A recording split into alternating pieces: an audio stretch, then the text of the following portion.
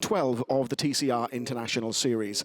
Hello everyone, this is Mark James welcoming you to Austria and what promises to be two very exciting races at the Salzburgring. 4.24 kilometers, nestling in a valley on the outskirts of the city of Salzburg itself. 13 corners, far more right-handers than left-handers, something like 4 going left, 9 going right, making up one single lap of what has to be the prettiest racing circuit that the TCR International Series visits during the year. Gianni Morbidelli is our series leader after 10 rounds, the first 3-time winner in the series, winner in both races just 1 week ago in Monza in Italy at his home races, and with the 5 points he got from pole position, a maximum haul of 55 points means Gianni Morbidelli is now our series leader. But it's not Gianni Morbidelli on pole position. It is, in fact, his teammate. There he is in car 24 from the USA, Kevin Gleeson, having taken pole right at the beginning of the year in Sepang in Malaysia. Excuse me, Gleeson on pole once again. On that occasion, he couldn't convert the pole to a victory. What can he do this time? Track temperatures relatively mild. I say that because heat potentially an issue here in Austria. With all those right-hand bends I mentioned, the front left-hand corner of the car is the one that takes the punishment, and the front left tyre is the one that you really do need to look after. The driver's thankful that the temperatures aren't that much higher, but depending on how much stress and strain is put on those tyres, will, I'm sure, have a bearing on the outcome of at least one of this afternoon's 2 races. So let's take a look at our starting grid then. Kevin Gleeson on pole, alongside him Gianni Morbidelli, with Stefano Comini. No love lost between Comini and Morbidelli. Comini third on the grid ahead of Pepe Oriola. Jordi Genet, race winner at our very first round back in Sepang, alongside Andrea Bellicchi. Mikhail Grachev, 7th on the grid ahead of Michel Nukia from the Target Competition team. And then 9th and 10th on the grid, Igor Shkuz in the Honda Lorenzo Veglia in the Engstler Liquimoli Seat Leon. If you were with us for qualifying online yesterday, you'll have seen that Shkuz actually qualified 10th. A couple of changes being made, and also the grid from 16 down to 15 with the non-appearance of the Ford Focus. Pro team from Italy electing to miss this round to develop work on the car, particularly the gearbox. The Ford Focus hopefully rejoining the TCR International Series in Sochi in 3 weeks' time. And also this morning, the grid went down from 15 to 14 with the withdrawal of the Campos Racing Opel Astra of Fernando Monge. The team changed the engine over the weekend, and Monge telling us yesterday that the new engine just didn't feel right, just whatever they were doing to the mapping wasn't working. And so Monge already on his way back to Spain. The team represented by their other car, which is in the hands of Germany's Markus Österreich. We'll see Österreich, I'm sure, later on, but a little ceremony just before the start. The history of the Salzburgring, the book being presented, you saw on the left of your picture, Franz Engstler. I suspect a frustrated team boss. The Engstler team starting the year with a mix of Audi TTs and Seat Leons. The team now down to 2 Seat Leons. Engstler is the man missing out, so he's here as team boss, team owner, but not driving. We're hoping to see Franz back in a car before too much longer, but that is out of the hands of the team. They're waiting for new cars, but no such issues involving the West Coast Racing team. Gianni Morbidelli, after the perfect weekend in Monza, 2nd on the grid. What can he do? Because the drag down to the start will be all from the start down to turn 1, the little chicane, and it is little, it's quite narrow, the first right-left chicane. What can he do? Because of all the success he had in Monza, he carries the maximum 30 kilos of success ballast. Gleeson ballast free, as is Comini. In fact, the other 2 drivers weighed down with ballast this weekend. Jordi Genet, not unaccustomed to carrying success ballast, has 20 kilos, and Andrea Bellicchi the other driver to be carrying success ballast just 10 kilos heavier in the target competition car. But the fact that the Hondas are also 35 kilos heavier than the Seats, because they're the only cars to be using a racing gearbox, so a weight penalty applied to them for that. And so, what will happen in the run down to the first corner? Camini will start behind Gleeson, but we know from some of the comments made in the specialist press over the last week or so, Camini not at all impressed with some of the actions of Morbidelli in Monza 1 week ago, and has already been punished by the stewards for some of the comments he made. You see there the sign saying 15 laps, not so. 11 laps of this 4.24 kilometer circuit will make up both races this afternoon. There is the green flag being waved.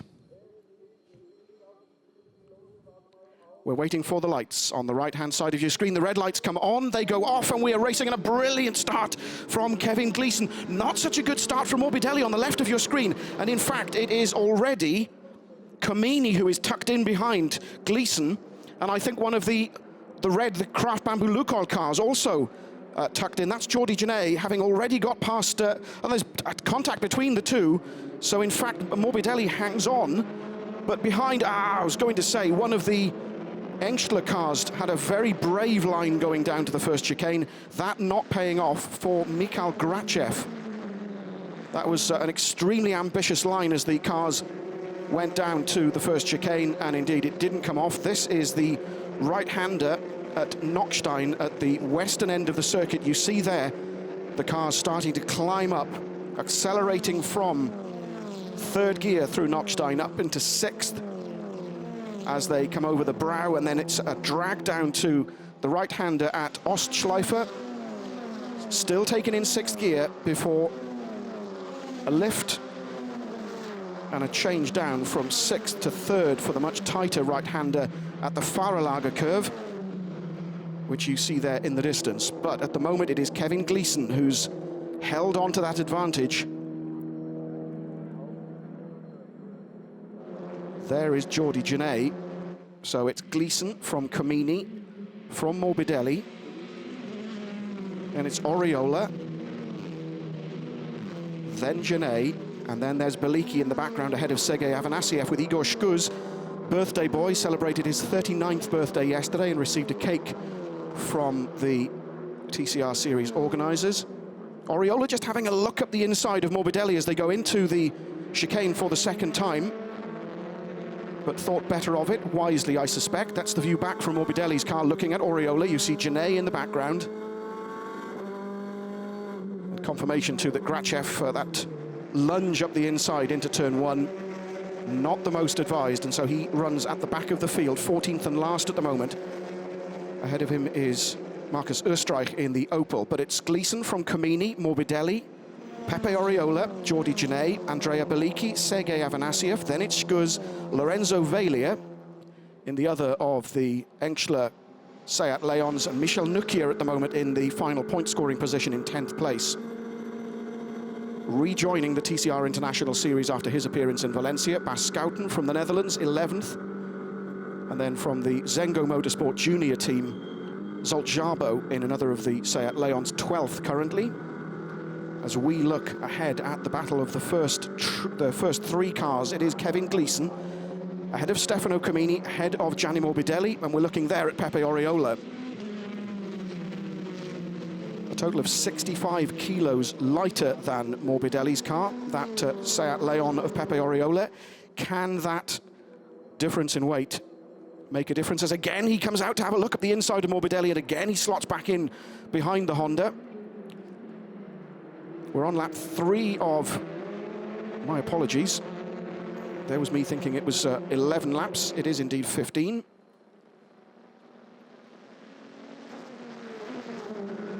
On board then with Pepe Oriola, going into the right-hander, and of course that's the moment at which the camera cuts out. Let's look back from Morbidelli's car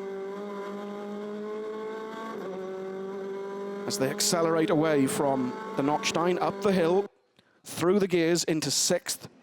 And the back straight, really, not a straight at all. Turns 6, 7 and 8, very long, sweeping, high-speed bends. The Salzburgring in a deeply sided valley, a beautiful natural amphitheatre, and quite a few spectators have come out to see the action this weekend. Quite a few were with us yesterday for qualifying.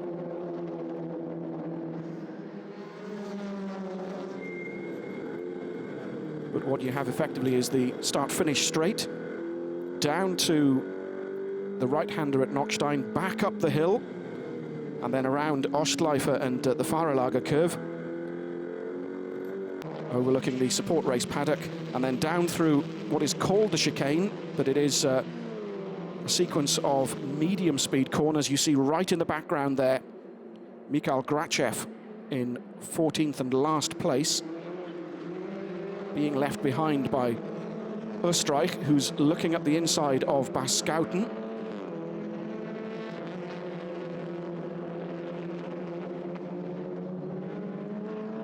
Schüz there with Valia looking at that place, and Michel Nukier in 10th place. So that's the scrap for the remainder of the point-scoring positions.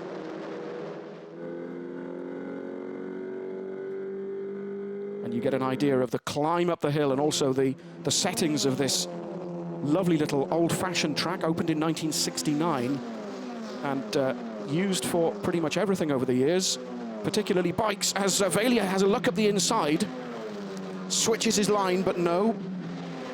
Schüz holds the line as they take the right-hander. Nukier just that little bit further back, having a spectator's eye view of the action, as did Schüz run slightly wide there. Talking to Stefano Camini this morning, he was saying that as we look back at the start, and a fantastic start from Kevin Gleeson, Morbidelli bogs down leaving the start line. And let's see if we can look back up the start line. This should be a better angle to see Mikhail Grachev going up the right-hand side of your screen as you look at it. It was never really going to pay off. There he goes. And it was always going to end in tears. There is Grachev, and really nowhere to go. And just out of shot there, he gets spun around.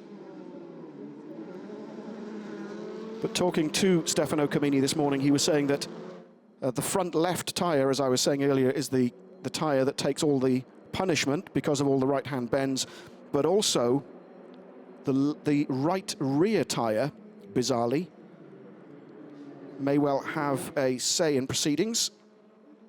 That's Morbidelli on the right, just bumping and banging as we look from Pepe Oriola's car.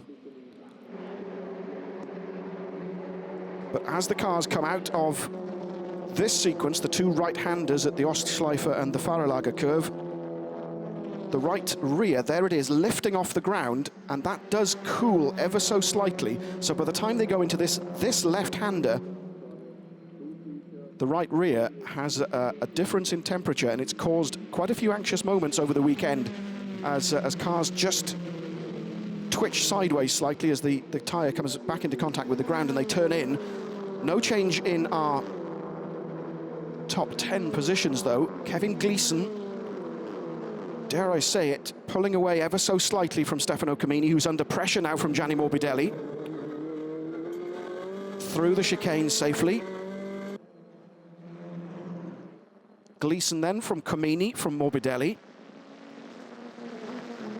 Then it's Pepe Oriola, Jordi Genet, as Grachev comes in. Now I'm looking to see if there's any body damage. There is something to the front of the car, I think. The front bumper possibly maybe giving him some anxious moments as we look down the hill towards Kevin Gleeson now coming towards us after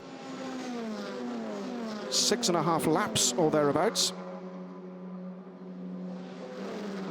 Now what will start to happen with these tyres, I wonder, because Kevin Gleeson was saying to me this morning that it's all very well if you look after your tyres, but if you're scrapping throughout the race, it's the final few laps that may well where those tyres will make the difference.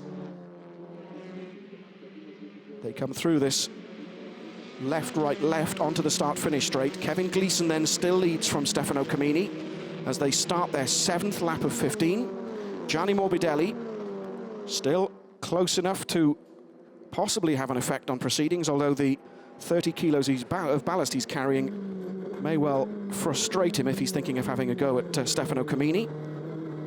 Through the chicane.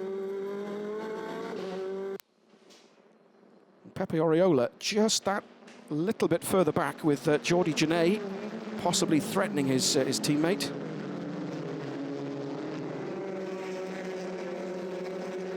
There's our top 3 then. The gaps between them, you'd suspect, just being too large. Smiles in the West Coast Racing Garage.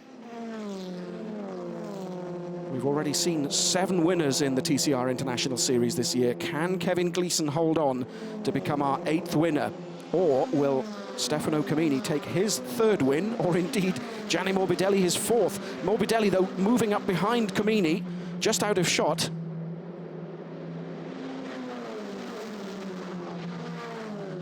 No, indeed. Camini holds the line. Morbidelli just looks up the inside. Camini turns in.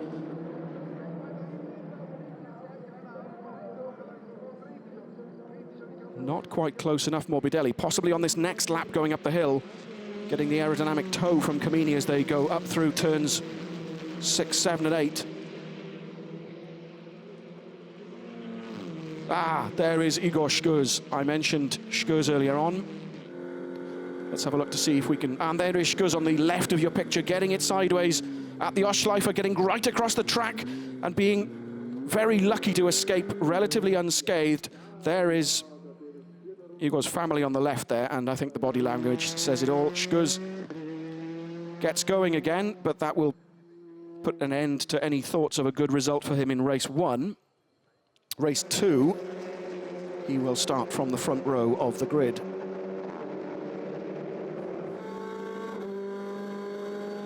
Now, this is what I was saying. Can Morbidelli get tucked up inside the aerodynamic bubble that's being created by Stefano Camini, punching a hole through the relatively clean air? The Honda pretty much on the rev limiter as no, indeed, he just thinks better of it.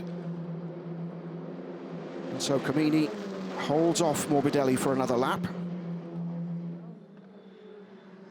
That's what I was saying about the right rear just lifting as they go through that double right-hand complex at the eastern end, excuse me, of the circuit. And out of this complex, back onto the start-finish straight to start lap 9. There's the view of our leaders as, looking back, Jordi Genet has a little look up the inside of Pepe Oriola. Beliki, too, just has a think about the right-hand line going up to the chicane, then thinks better of it. Gleeson, though, still leading. The gap around 1.2 seconds. Morbidelli 0.3 further back. Then Pepe Oriola, Jordi Genet, Andrea Beliki.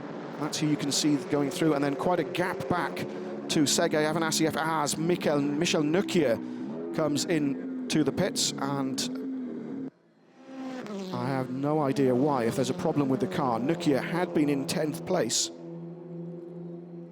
So Nukier coming into the pits means it's now Bas Schouten from the Bas Schouten racing team in 10th place, and so looking at 1 point potentially for a finish if he stays in that position. But Morbidelli again takes a look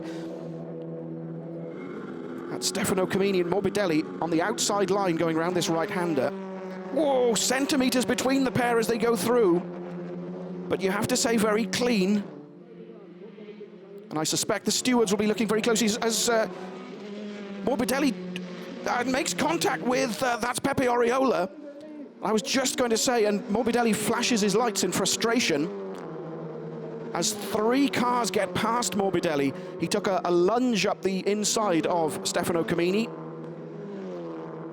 ill-advised, and as a result, got that complex ever so slightly wrong, allowing 2 of the 3 Craft Bamboo Lukoil cars and one of the target competition cars to get past. So it's now Genet ahead of Beliki, ahead of Oriola. Hopefully we'll see that little sequence again. That's the view from Oriola's car, looking ahead at Beliki and Genet. And indeed, let's have a look at it then. This is from Oriola's car. There's Morbidelli, who doesn't appear to know that, Oriola's there. He turns into him and suffers as a result. And you'd have to say that that was in no way Oriola's fault. Morbidelli appeared not even to be aware that the Seat was there. So Genet and Beliki are the two drivers who've benefited from that. Genet now up into third, Beliki fourth, but Genet, remember, carrying 20 kilos of success ballast and Beliki carrying 10. Will that small amount of extra weight make any kind of difference? I suspect with 2/3 of the race gone and tyre wear potentially starting to come into it, what has happened between Genet's car and Beliki's car, and for that matter, between Oriola and Gianni Morbidelli, who has a look in the background. Genet moves across to block.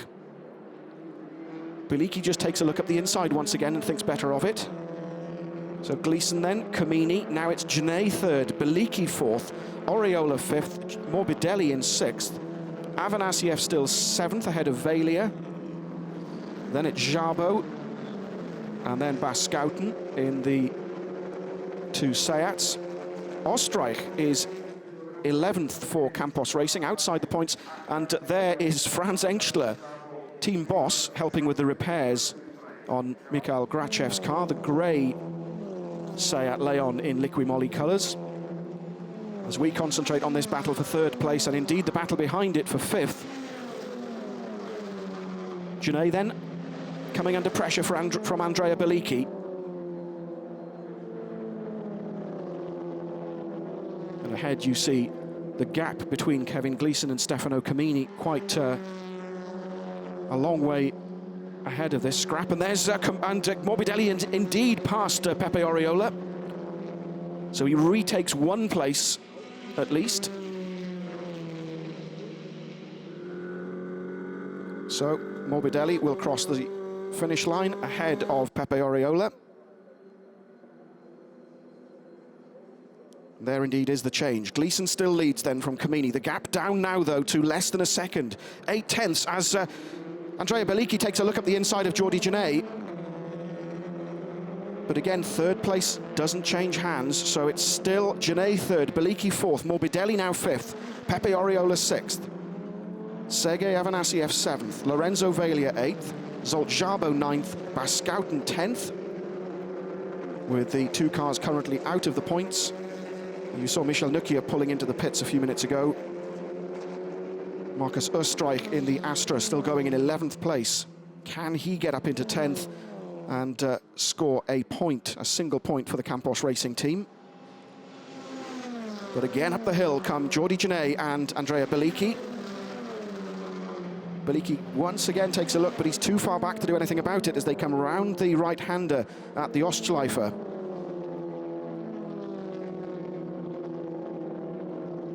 Three and a bit laps remaining. And you can see there the gap between Gleeson and Camini coming down from 1.6 to 1.1 to 0.8 of a second. So Camini is closing the gap slowly but surely on Kevin Gleeson. That's Zsolt Szabo. He appeared for the first time in the series just a week ago in Monza, and body damage, and also you see the flailing front left, the tyre in bits. So he will have gone off. That, I think, is at the eastern end of the circuit at the Ostschleife. Gleeson and Camini are on lap 13. And, yes, that is at the Ostschleife, the first of the two right-handers at the eastern end of the circuit. Szabo going through the gravel and possibly making contact with the tyre barriers, although with the damage of that front left, you do wonder whether it was just the flailing tyre that ripped the bodywork. And he's making his way back towards the pits as we catch up with the leaders, and that battle for third place in particular, Jordi Genet with Andrea Bellicchi now all over the back of him. Can Bellicchi do something? He moves out to the left. Genet moves across to block, and indeed, Genet holds the place.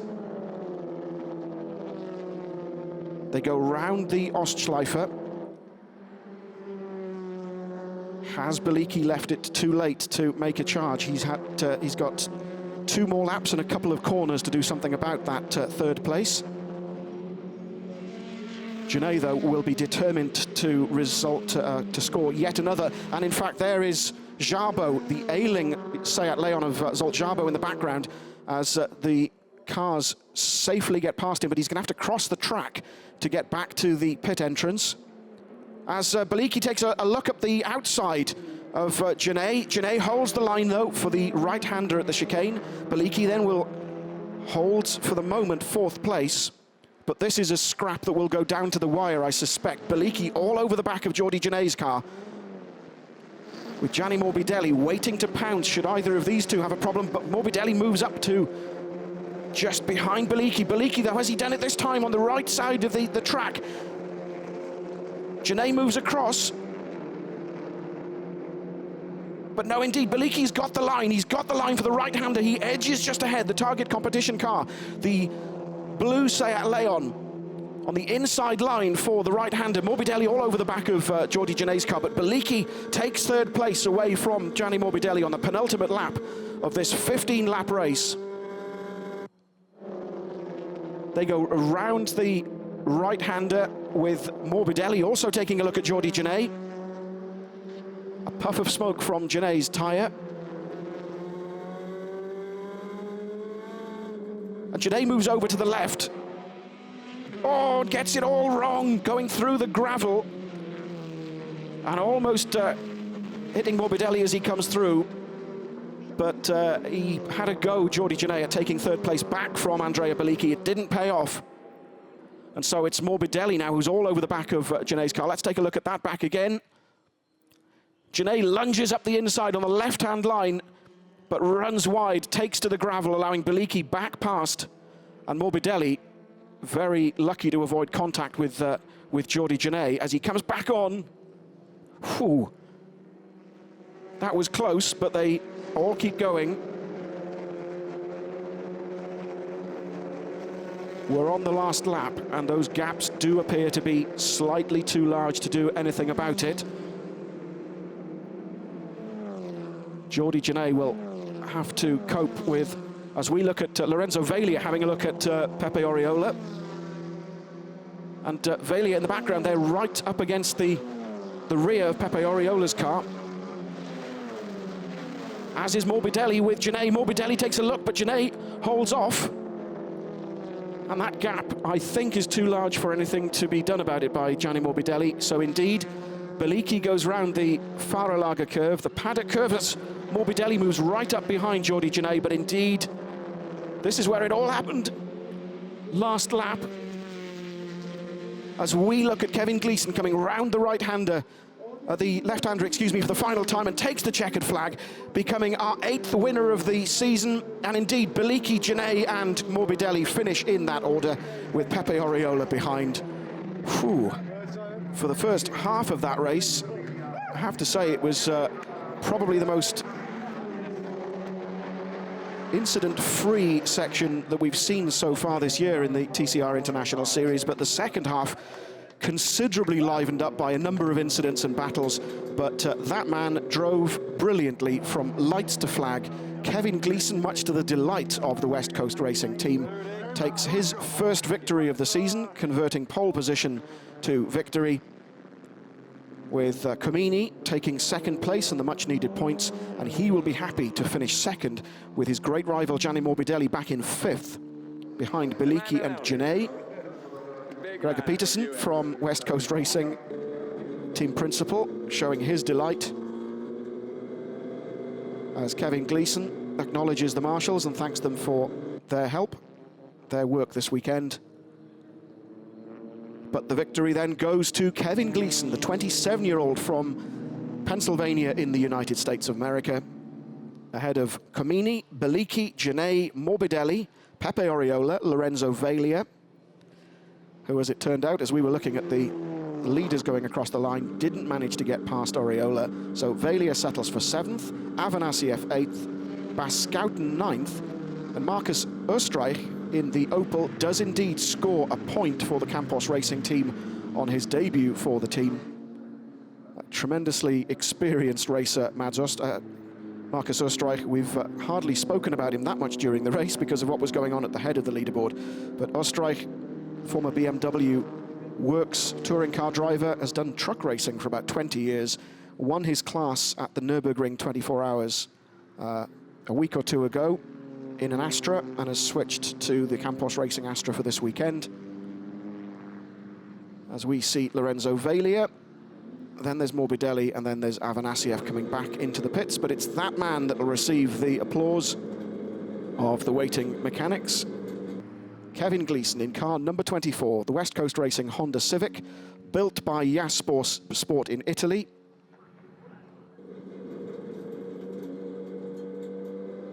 And along with Morbidelli's 3 victories, that's win number 4 for West Coast Racing.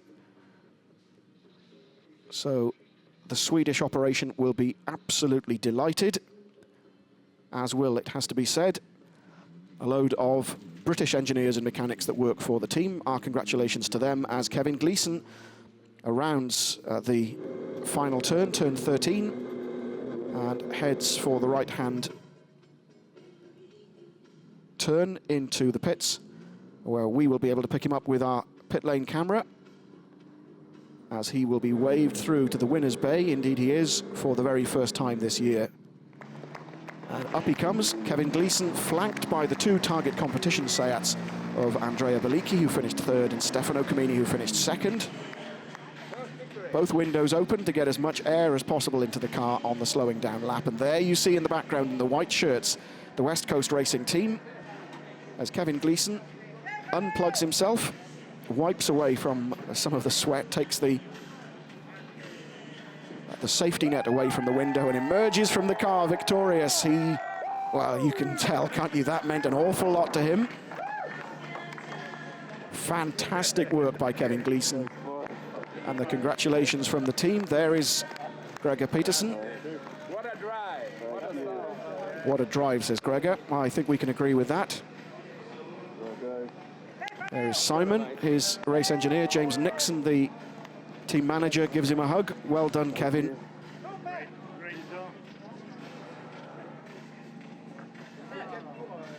And so we will catch up with Kevin in a few moments' time, but there on the left-hand side of your screen are the finishing positions.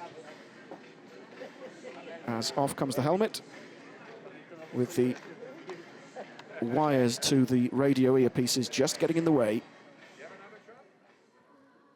And then let's take a look at the results from round 11. We're now halfway through the TCR International Series season. Kevin Gleeson takes his first win of the year ahead of Stefano Comini and Andrea Bellicchi, with Jordi Genet, Gianni Morbidelli, Pepe Oriola, Lorenzo Valia, Sergei Avanasiev, Baskouten, and Marcus Österreich rounding off the remainder of the top 10 point-scoring positions. And failing to finish, Zolt Jabo, Michel Nukia, Igor Shkuz, and Mikhail Grachev. But there is Kevin Gleeson, who makes his way up to the interview board. And let's send Fabio Ravioli over to interview our race winner from the United States, Kevin Gleeson. Kevin Gleeson, congratulations, your first victory in the TCR International Series. A great feeling for you. Yeah, absolutely. A tremendous feeling. I've wanted this so badly all season. I've worked my way up to it, and after a tough weekend in Monza, the whole team, everybody's rebounded, and we've worked so hard. And pole position and 1 race win so far, my first one of the season, and I couldn't be more excited. And I mean, this one's definitely for everyone on West Coast Racing. They just worked so hard, and I'm really thankful to be a part of their team. This is a very demanding racetrack, but you managed to handle your car in a perfect way from light to flag. Yeah, thankfully we found a nice setup on the car, and it was good for the entire race. The car stayed really consistent. The Michelin tires stayed very consistent, which allowed me to just hit my marks and minimize my mistakes. So team effort for sure. Congratulations. Thank you very much. Big smile from Kevin Gleeson as we remind ourselves of some of the highlights from the TCR International Series Round 11.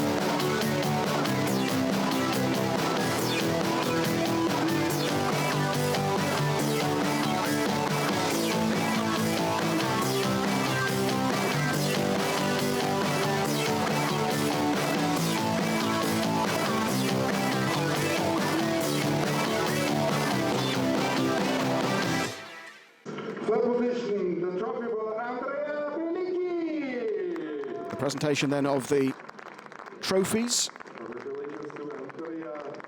The president of the Salzburgring making the presentations, Andrea Bellicchi, finishing third. Stefano Camini, extremely popular, finishing second, but the biggest cheers, I suspect, will be reserved for Kevin Gleeson, who takes his first win of the year.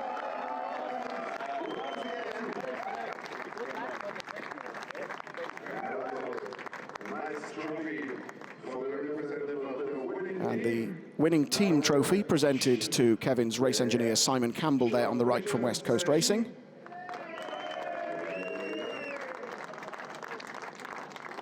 Acknowledging the team waiting below. And now, usually time for the champagne! Champagne, champagne! And the champagne being discussed. Don't spray it over everyone, guys, is the message.